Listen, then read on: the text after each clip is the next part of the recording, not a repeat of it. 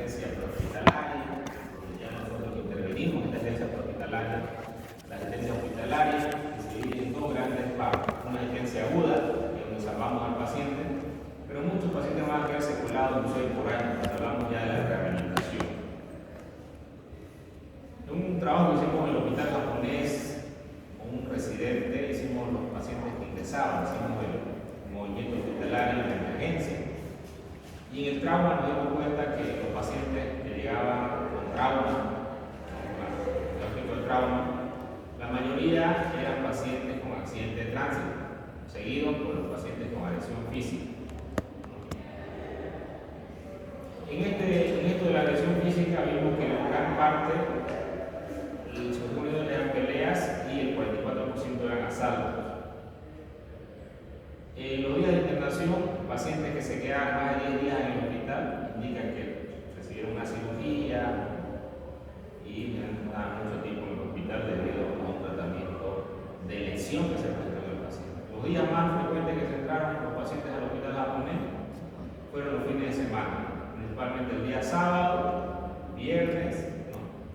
y el domingo, ¿no? Obviamente ustedes saben que en este día, el viernes, ellos me dicen que el cuerpo lo sabe, son alcohólicos lo que dicen eso porque el cuerpo lo sabe que tienen que tomar. Entonces obviamente el alcohol es un factor predisponente para todos los accidentes de trauma muscular, sean accidentes de tránsito o sean agresiones por persona.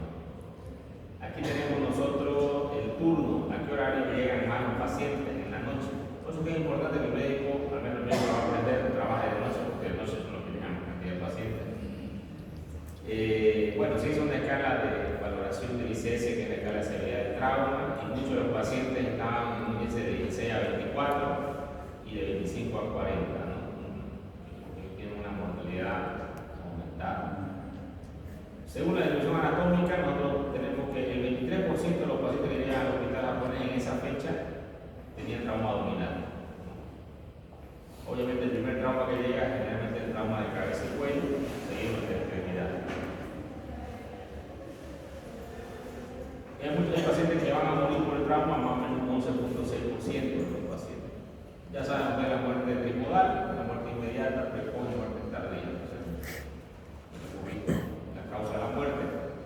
¿Y por qué mueren los pacientes con un trauma abdominal? La famosa teoría de la muerte, que viene por el choque hipovolémico hemorrágico, que va a llegar a la hipotermia, a la acidosis metabólica y a la coagulación.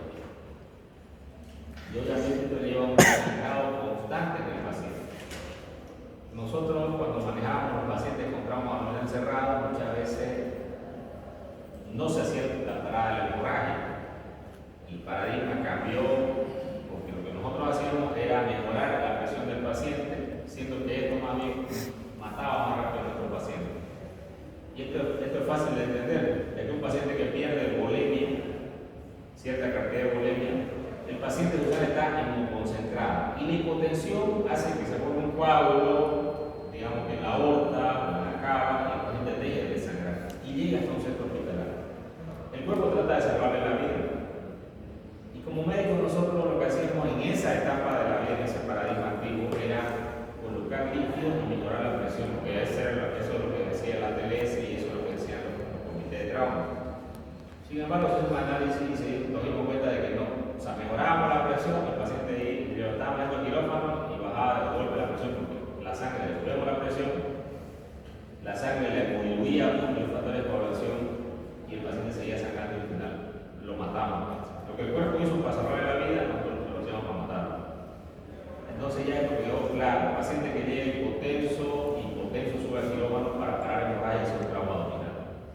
No se mejoran las presiones abajo en la emergencia, se mejoran en quirófano, porque ¿cómo trato el shock? Parar hemorragia y administrar líquidos y sangre. Entonces, ¿cómo trato el shock? Control de hemorragia. Si es intraabdominal el sangrado, la parotomía. Sinónimos: celiotomía, ¿no? Pero tengo que hacer una apertura de la cavidad. ¿Dónde hago? La incisión es una mediana suprainfraumbilical, una incisión grande, ¿ya? Es la incisión que se llama incisión de trauma. ¿Por qué una incisión grande? Porque yo tengo que parar rápidamente la hemorragia o tengo que perder tiempo. No. En la emergencia yo no puedo perder tiempo, porque ustedes a depender en qué estado de shock me llegue. Siempre los pacientes llegan a un estado de shock grado 3, no, o grado 4 al hospital. Existe trauma abdominal cerrado y trauma abdominal abierto. Dentro del ABC, lo más importante que nosotros vamos a valorar, hoy vamos a hablar también del ABC porque el trauma no viene solo. Doctor, ¿qué incisión dijo? ¿Infra-supra-umbilical? O... Supra-infraumbilical. Ya. Cuando hablamos nosotros del ABC, tenemos que valorar vía aérea, ventilación y circulación. Pero generalmente en abdomen, ¿cuál es lo que vamos a tener nosotros que predisponer y tener en cuenta? La circulación. ¿Cómo evidenciamos rápidamente un shock en el prehospitalario? Tomando el pulso, viendo la palidez del paciente. Si no tenemos pulso a nivel radial, estamos en una presión menor de 70-40. Y obviamente esto tiene que hacer que nosotros rápidamente corramos hacia un centro de tercer nivel con el paciente porque la vida del paciente está en peligro. Tenemos nosotros que de repente el 13 aquí se ponen las muertes en trauma y hay un gran número de muertes tardías, generalmente por ceso de la operación bacteriana. 16-30% requieren cirugía de urgencia. Las lesiones abdominales no reconocidas, y que eso sucede en todas partes del mundo, debido a la falta de estudios o también al enlentecimiento en hacer el tratamiento, a temporizar el tratamiento. O sea, cuando tenemos dudas en el tratamiento quirúrgico de un paciente, que si es no es, mejor es abrirlo y decir si es o no es. Y si es una laparotomía en blanco, que significa que yo abro el abdomen y no hay ningún tipo de lesión, pero de esa forma yo descarto que la lesión sea intraabdominal. Hoy en día tenemos estudios como la tomografía, la ecografía, que tienen alta sensibilidad para demostrar lesiones que tiene el paciente. Y obviamente es muy difícil que nosotros temporicemos los tratamientos. De hecho, generalmente vamos a rápidamente entrar a quirófano y evitar que el paciente muera. Entonces, ¿cuándo nosotros vamos a ver afectada la evaluación del abdomen en los pacientes que tienen un TEC grave o un TEC que el paciente no dice me duele, paciente que ha consumido alcohol o drogas, pacientes con lesión de médula espinal? Obviamente estos pacientes no van a referir dolor y no puede pasar por algo. Entonces el precio del dolor puede estar alterada en este tipo de pacientes. Sin embargo, nosotros debemos reconocer los 9 cuadrantes de la pared abdominal, que obviamente esto va a variar si el paciente es obeso, porque si usted es un obeso le buscan el ombligo, probablemente lo van a pillar por acá abajo, entonces generalmente esto está hecho para un paciente que no tenga un abdomen péndulo.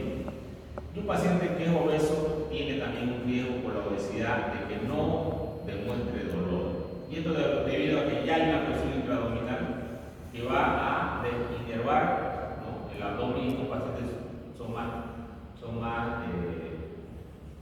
tienen mayor resistencia al dolor. Entonces, de acuerdo a los cuadrantes, a los nuevos cuadrantes, el hipocondrio derecho, el hipocondrio izquierdo, el epigastrio, el hipogastrio, nosotros vamos a encontrar algunas lesiones que pueden presentarse en estas áreas, de acuerdo a los órganos que se encuentran en estas áreas. Sin embargo, esto es muy subjetivo, quiere decir que no todos los pacientes, no todos los médicos nos vamos a dar cuenta de las lesiones, por mucho que tengamos experiencia. Por eso que nosotros los médicos cada vez valoramos más estudios objetivos que subjetivos. ¿Cuáles son los estudios objetivos? La ecografía, la tomografía. Y prácticamente a veces ni perdemos tiempo en hacer un examen físico, directamente lo vamos a hacer la ecografía. Porque debemos también dar una respuesta rápida al paciente. Existen traumas por arma de fuego, arma blanca, y lamentablemente, por ejemplo, voy a escuchar una noticia de una niña que tuvo un trauma de tórax hace creo que una semana, no sé cuánto tiempo. Y la dieron de alta, se fue a su casa y en su casa murió. No es que se broncoaspiró, doctor, la niña que se broncoaspiró. ¿Pero por qué se broncoaspiró? ¿Un niño se puede broncoaspirar? No. Una niña de 6 años. Los pacientes, ahí es donde nosotros hablamos los médicos de las lesiones que pueden tener un resangrado en un segundo tiempo. Por ejemplo, en el tórax puede ser una lesión vascular que ya tenía, hizo un pseudoneurisma y que le rompió 7 días después. Puede ser que tenía una lesión bronquial y empezó a sangrar el bronquio y se ahogó. Pueden ser varias cosas, pero es una lesión de tórax. Entonces, ¿cuándo yo voy a dar a un paciente?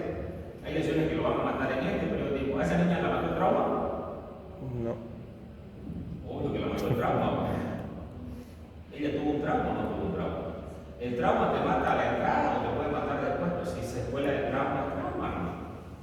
Entonces, lo que haya tenido una lesión oculta del trauma, probablemente tenía alguna lesión vascular o una lesión bronquial, no fue percibida, no le hicieron tomografía probablemente, con contraste, porque una tomografía con contraste no va a valorar. Yo voy a contar un caso de hígado, de un paciente que llegó al hospital 15 años. Este paciente estaba saliendo de un karaoke, 5 de la mañana, no sé. Como uno está mal parado, a veces salía el peladito aquí en el karaoke y unos tipos empezaron a disparar y le dio un tiro en el hígado. La herida era asfixiante, choqueado, llegó al hospital japonés, el cirujano del hospital japonés lo intervino quirúrgicamente y la bala atravesaba todo el hígado. ¿No? La bala atravesaba de un lado a otro lado del hígado. Si este es el hígado, atravesaba, la bala entró acá y salió por la parte posterior del hígado. Si lo veíamos nosotros lateral, digamos, lo vemos lateral del hígado, la bala atravesó así. ¿Ya?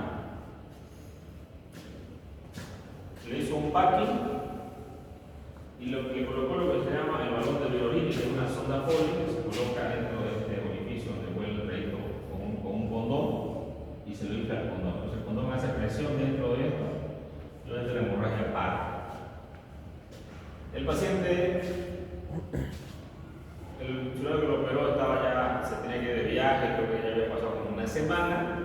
Me dice, se lo quiero que el paciente te lo va a dar. Yo me estaba quedando en su turno, bueno, y yo llego a la cama del paciente, estaba muy bien, y le digo, bueno, se viene de alta, le digo, pero tiene que hacerse una tomografía, le digo a la mamá. ¿Por qué, doctor? Dice, no, tenemos que ver si no tiene alguna lesión el paciente. ¿No? Porque yo puedo ver la lesión por fuera. No, es subjetivo, pero estaba bien. Y la tomografía justamente es para ver si hay una lesión en el hígado. El que estaba yéndose de viaje, no se fue, antes de irse al aeropuerto, me fue al hospital y le digo, no, señora, ¿qué le dieron la toma? No, se haga nada, necesito como señora. Y ahí donde hablamos de las capacidades, del conocimiento, ¿no? Capacidad. Conocimiento.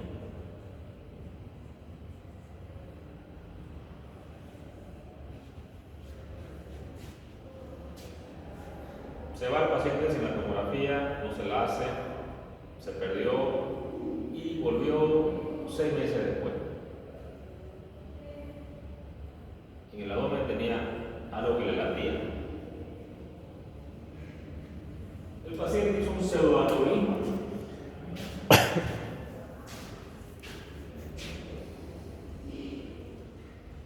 Y anda dentro del hígado del abdomen.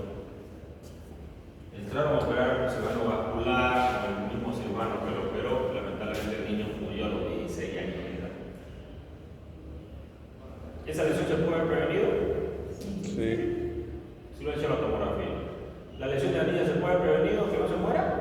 Bien. Sí. No sé si lo hicieron o no lo hicieron, quién fue el médico que le dio de alta. Cuando usted da de alta a un paciente, usted tiene que estar seguro de que ese paciente no le va a ir mal después. Y en algunas patologías nosotros volvemos a hacer estudios. Porque imagino que la niña tuvo unos motoras, ¿o no? Me imagino, Sí. digamos. Claro, eso es más frecuente que puede tener, no sé qué lesión tuvo. Pero tuvo, le entró un cuchillo, un hemotórax. ¿Hizo un hemotórax o hizo un hemotórax? Una hemotórax, que es la lesión más común, por ejemplo. ¿Qué es lo que sucede dentro del pulmón? Va a haber aire, ¿no? Se le pone el drenaje de tubo de tórax, el aire sale, las pleuras vuelven a la normalidad y bueno. Pero el paciente puede recibir el hemotórax. Puede recidivar. Es más infrecuente que reciba después de 5 días, pero puede recidivar. Si el paciente hace un esfuerzo. ¿Y qué tal que la paciente tenía en el pulmón una lesión vascular? Probablemente, y el paciente resangró, hizo un hemotórax, o hizo un hemotórax nuevamente, o tenía una lesión bronquial. Una lesión bronquial que no le estaba dando problemas, por eso me fue, se jugó, el niño no le puedo decir que se quieto, ¿no? El niño juega y se murió. La autopsia va a revelar qué es lo que el paciente presentaba. No lo sé. Sin embargo, nosotros que estamos estudiando la medicina, tenemos que dar buenos tratamientos a nuestros pacientes, y el trauma no solamente está en la etapa aguda del tratamiento de los pacientes, sino también la etapa crónica, porque en esta etapa crónica pueden pasar cosas, así como pasó con esta niña, por ejemplo. Y no quiere decir que siempre todos los pacientes pasen, pero obviamente usted tiene que tener un estudio